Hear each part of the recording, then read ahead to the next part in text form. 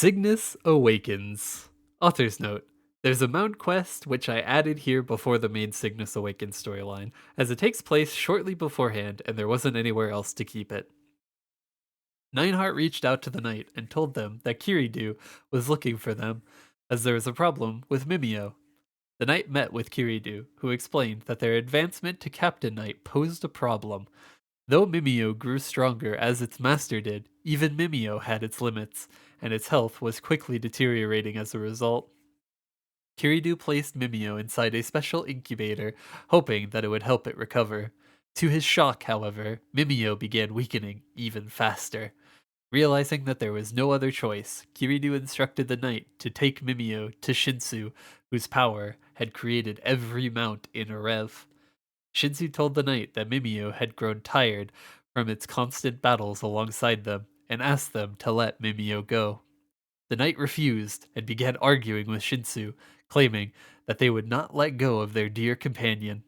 However, Shinsu soon helped the knight understand that Mimeo was in pain, and that selfishly holding on to it would only make it suffer more.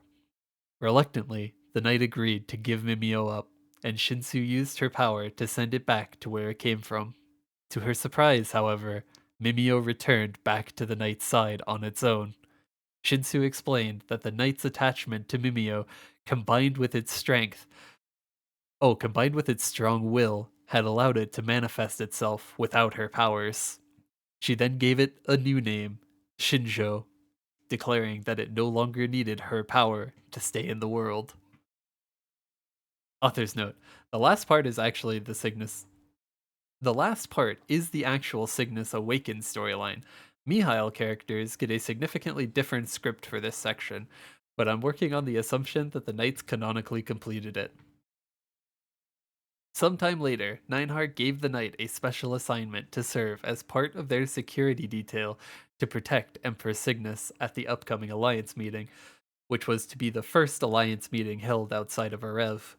Nightheart explained that he had agreed to the change of location because Cygnus needed to learn more about the Maple World, which couldn't happen if she always remained in Erev. However, he told the knight that he refused to compromise her safety and reminded them that security needed to be ironclad. Soon after, the knight met Cygnus and her court at the station to Erev in the Six Path Crossway.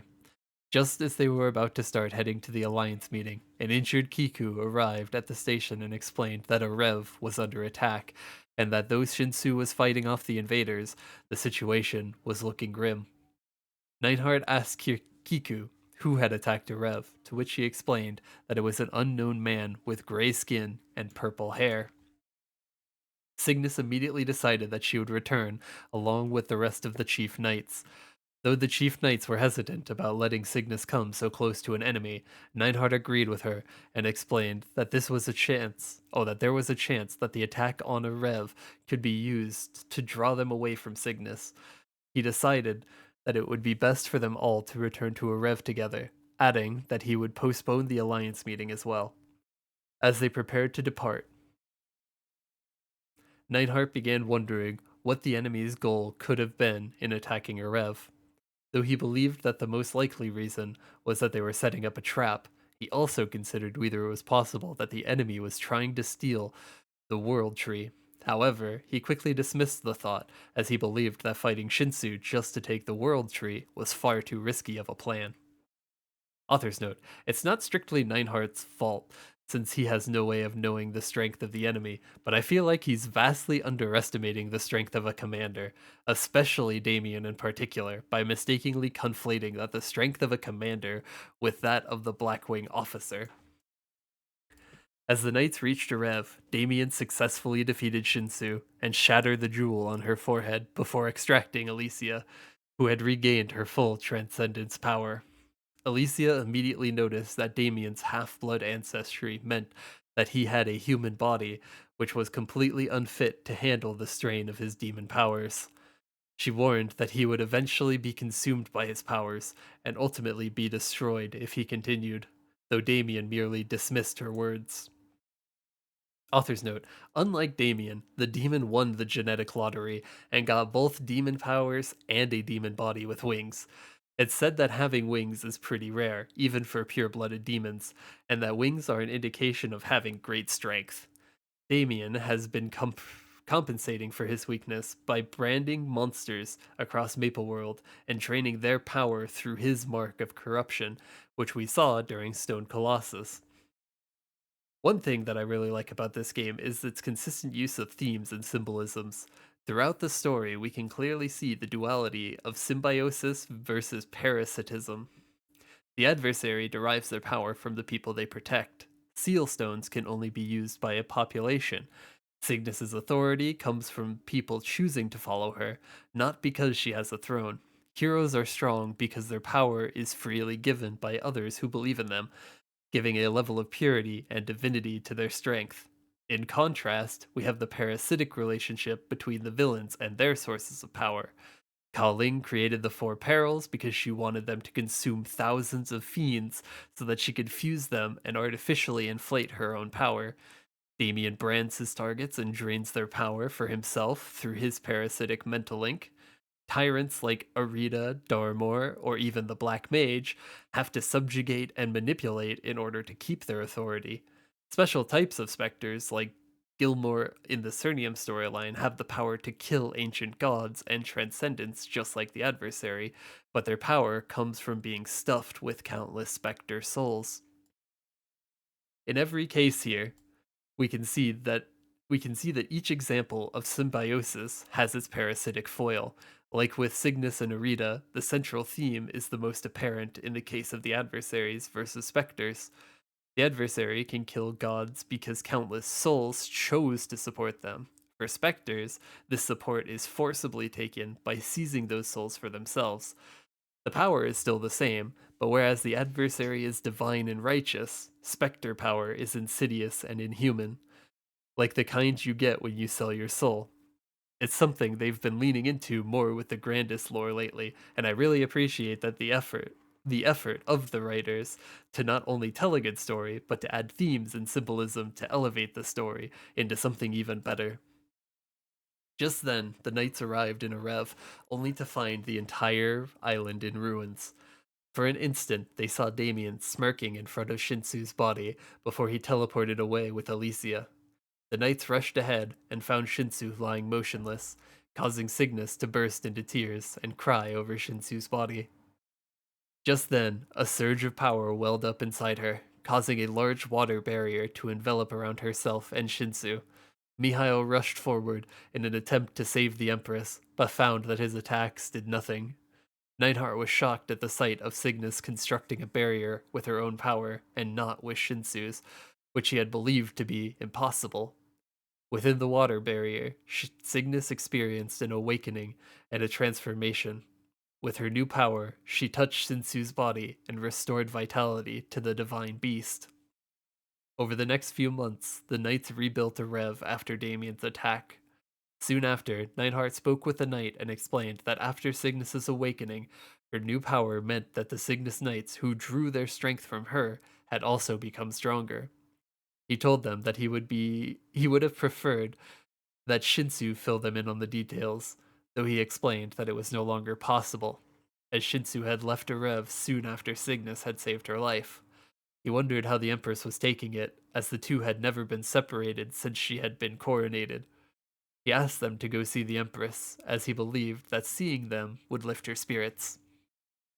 Author's note: during our conversation with Neinhardt, he mentions Damien by name, which means that he's likely had some clue about Damien's background and his relationship to the demon. It introduces a bit of a plot hole, with the demon having no idea who the new demon commander is until the heroes of Maple Blockbuster, as he could have just accessed the Alliance intelligence network and pieced it together himself. However, a bigger plot hole is the fact that the Alliance has no idea about Lotus until Black Heaven, even though Phantom knows that Orchid is obtaining huge quantities of energy to revive Lotus. It's probably something that the writers haven't considered, and so we just have to pretend that we didn't notice. Sure enough, Cygnus was pleased to see the knight, and noted how different Erev was after rebuilding it. She told them that she hadn't been feeling like herself as of late, explaining that her powers had awakened when she had thought that Shinsu had died, though things were now much different. She also explained that Shinsu had once said that her descendants would be the one to awaken, but against all odds, it had been herself. She told them that she didn't know how the turn of events would play out and confessed that she felt unstable. She explained that she was afraid of whether had caused it to happen and wondered if it had driven Shinsu to leave her. Though she felt guilty, she added that she didn't regret what had happened, as her awakening had allowed her to save Shinsu and gave her new strength to the knights. She decided that if she was the cause of it, that she wouldn't worry about it, and added that she believed that Shinsu would one day return to guide her. Until then, she vowed that she would use her power to bring peace to Maple World. Soon after, the knight heard Shinsu's voice calling to them. Shinsu asked them to come find her, as they deserved to know the truth. The knight followed Shinsu's call to Li, where they found the divine beast waiting for them. Shinsu asked them if they knew about the Transcendents who maintained balance over life, light, and time.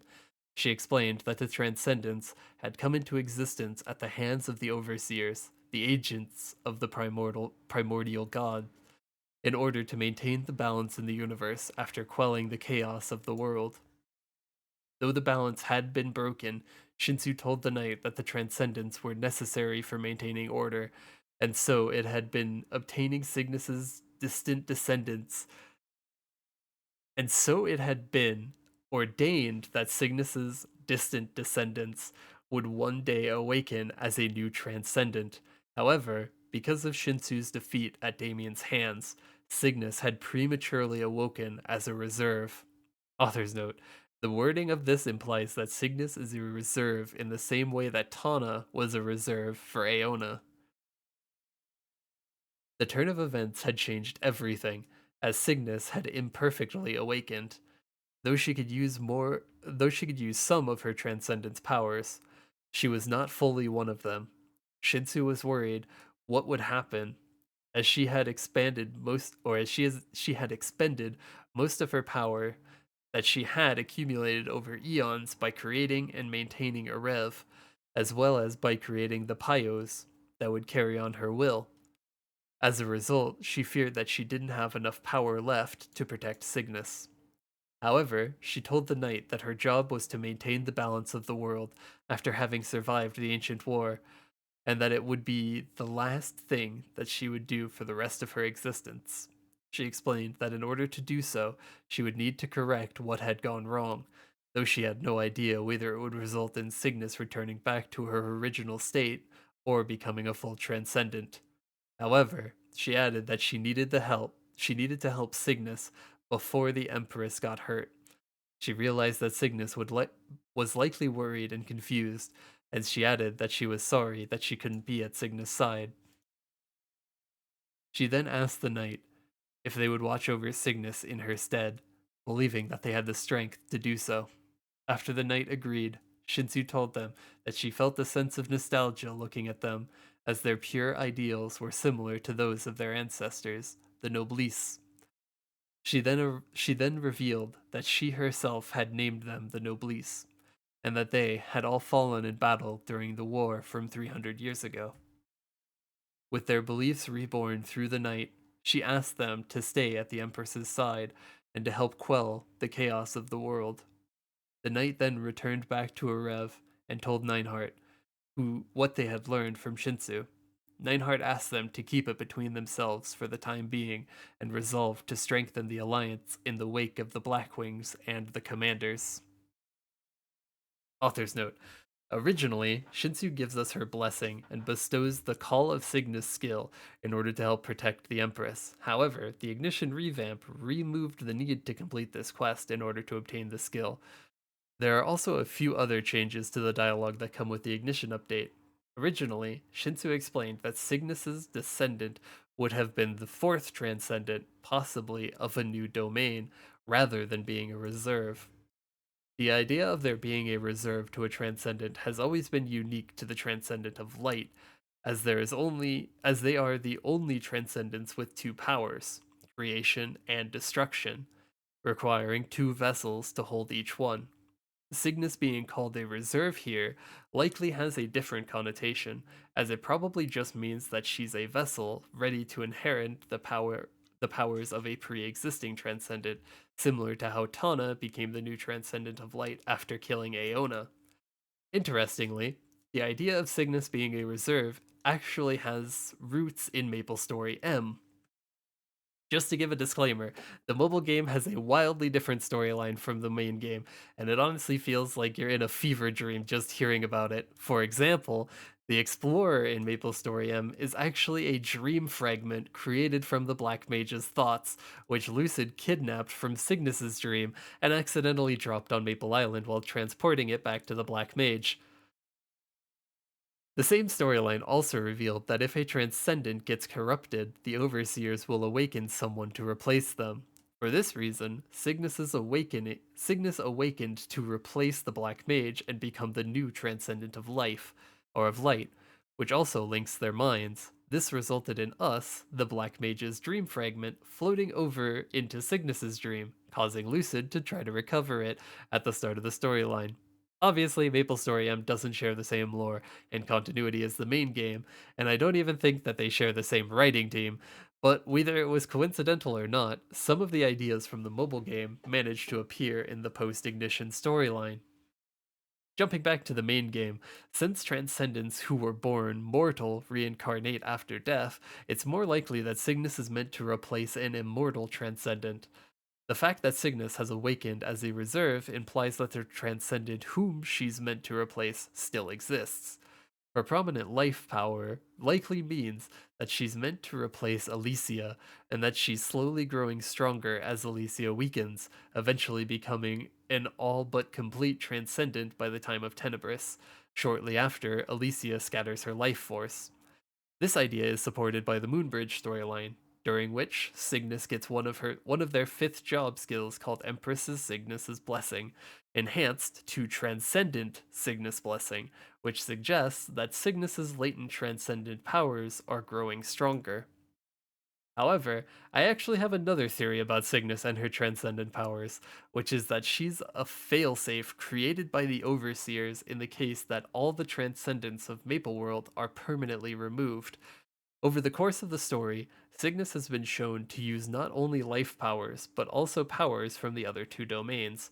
She's used the power of time to foresee the future in Black Heaven and Tenebris, and during Tenebris, she also creates a massive light shield to block Gloom's attacks. Based on how she embodies all three laws of light, life, and time, my theory is that she is some sort of super transcendent failsafe that can maintain the balance of all three domains at once in the event that the other transcendents vanish. This would also explain why it's said that her distant descendant was meant to awaken rather than herself, as the transcendents are still in power in the present day.